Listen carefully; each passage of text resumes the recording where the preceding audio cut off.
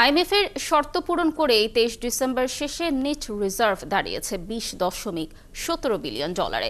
যদিও ডিসেম্বরে দাতা সংস্থাটির দেয়া টার্গেট ছিল 15.3 বিলিয়ন। এমনটাই দাবি করলেন বাংলাদেশ ব্যাংক মুখপাত্র।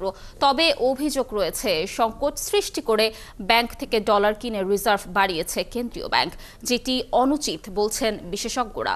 অনুপ অধিকারী তরুণ জানাচ্ছেন বিস্তারিত।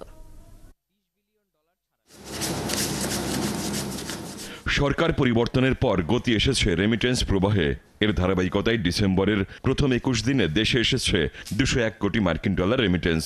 এই হিসাবে প্রতিদিন গড়ে দেশে এসেছে 9.56 কোটি ডলার।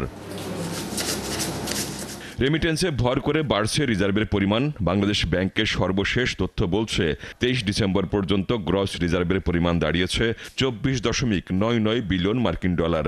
আইএমএফের BPM6 হিসেব করলে নিট রিজার্ভ 20.17 বিলিয়ন ডলার, যেখানে ডিসেম্বরে দাতা সংস্থাটির লক্ষ্য ছিল 15.3 বিলিয়ন ডলার।